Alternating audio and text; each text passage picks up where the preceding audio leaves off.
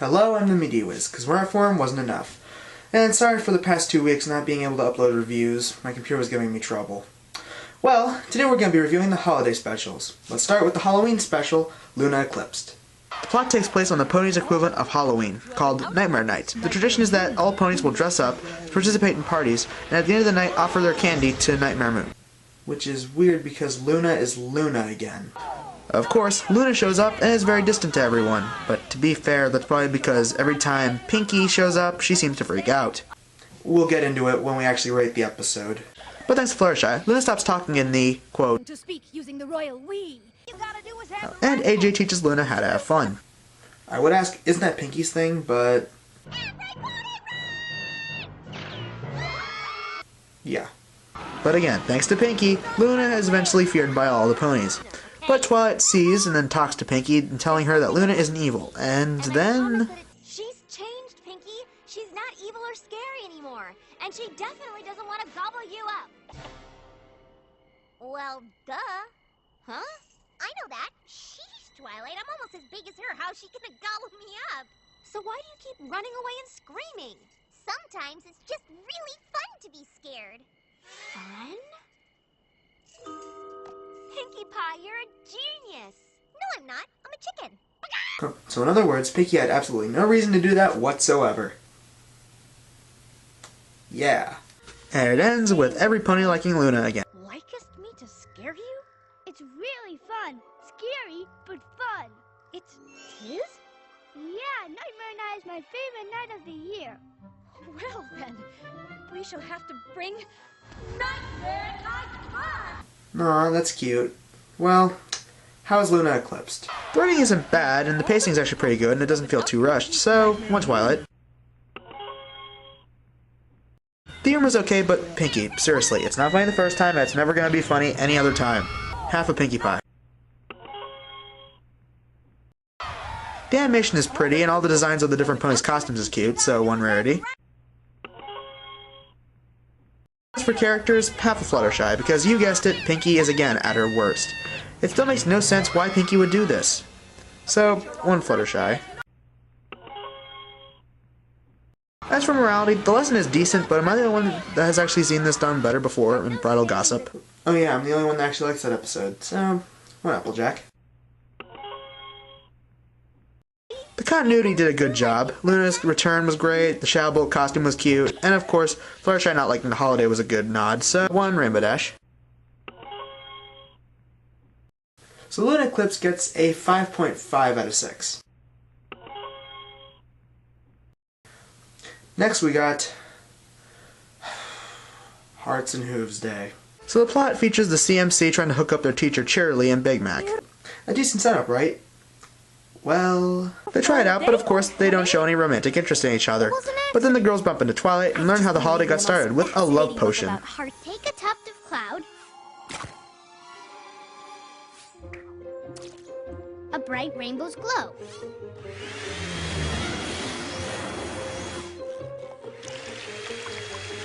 Stir with a Pegasus feather.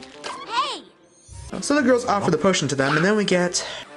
You're my cutie patootie, lovey-dovey honey bunny. You're my hearty, smarty, smoochy, woochy, baby wordy. Look, the worst aspect of this episode. This is really irritating, folks, and this goes on for the rest of the episode. Potion. Anyway, the girls learn that it wasn't a love potion, but actually a love poison. How'd the CMC and Twilight misread that? And there is an antidote. They have to not look into each other's eyes for 1 hour. Wow, that was painfully simple. So the rest of the episode is Apple Bloom and Scootaloo trying to distract Big Mac, and Sweetie Belle trying to distract Cheerilee.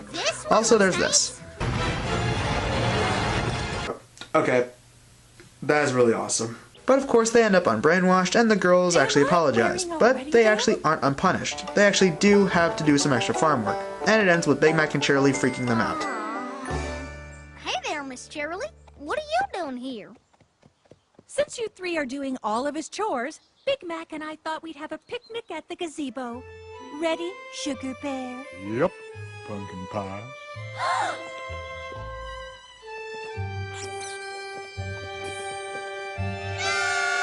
Okay, that's actually funny. Well, how's this episode hold out? The writing is all over the place and feels overly complicated. I mean, I didn't even mention the whole end of the world bullcrap they tag on. Miss Cheerily won't be able to teach. Big Mac won't be able to harvest any apples. And before you know it, Ponyville will be overrun with uneducated little ponies starving for apples. Oh, it'll be chaos, it'll be chaos! It was an accident. Half a Twilight. Take The a humor cup to is pretty spot on. Don't believe me? Just check these clips out again. Oh, come on! Love one Pinkie Pie. Animation is in this episode. Nothing really new to offer, but of course it's good like a typical filler episode, so one rarity.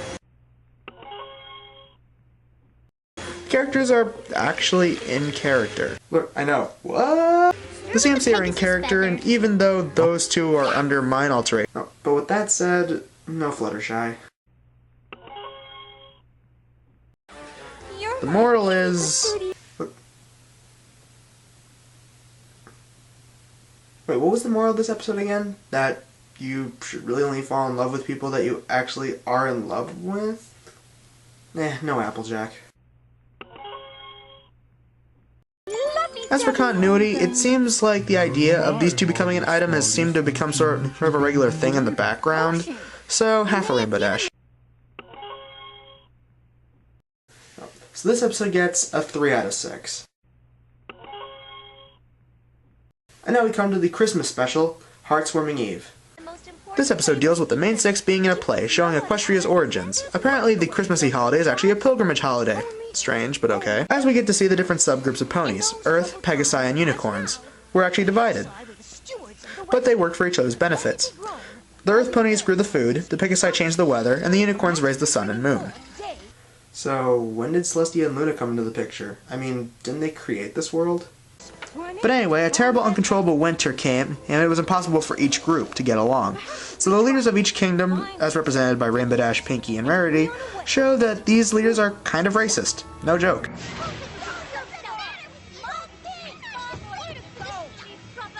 I want to know is why the Earth ponies are hogging all the food.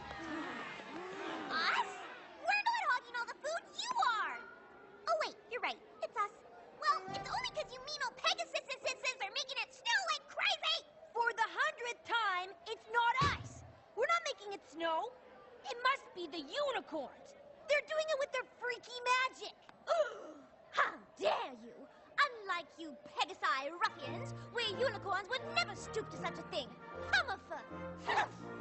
Well, if you non-Earths are gonna stop using your weirdo powers to freeze us all, then I'm just plumb out of ideas!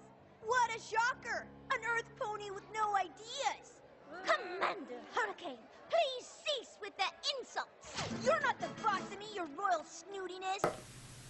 Solid racism in a kid show. We also see that the leaders have assistants who are of course way smarter than them. But they decide to try and find another land. So we get a montage of gags as we see the 3 duos travel to new land, as they come across a new location. I proclaim this new land to be... Dirtville! How about Earth? In the name of the unicorns, I hereby dub this land Unicornia. Unicornia. Why does it sound familiar? Here in Unicornia, the Java princess near. She's a darling, she's a dear. Gee, we're awful glad that we're here in Unicornia. No! But guess what? It's actually the same patch of land that they all came across.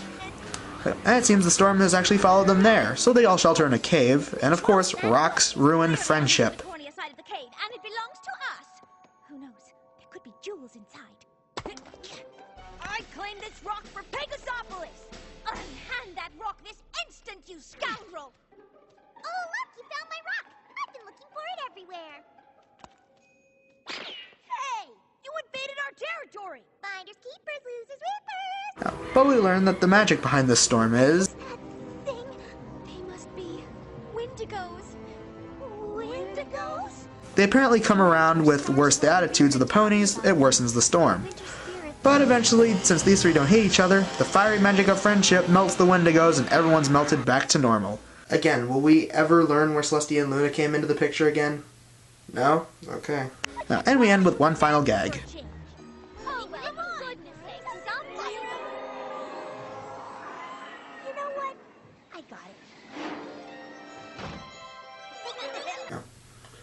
So how's this episode hold up?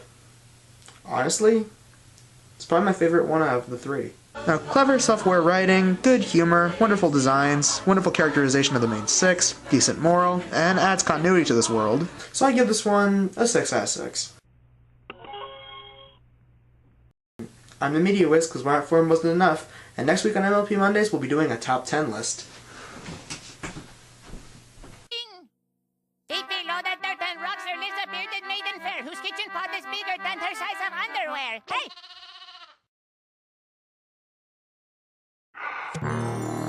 Yes, my echo peels the root and grinds the sausage with her foot. Yes, my echo cures the meat and stuffs the fruits in sugar beets. Yes, my echo sauces the pork and stabs it with her silver fork. Yes, my echo cuts the cheese and gives a loaf of bread a squeeze. But should your chores be never done, your feeble arms too weak to toil, yes, my egg will surely come and throw you in the pot to boil. Yes, my echo smokes the fish and lays a slab on every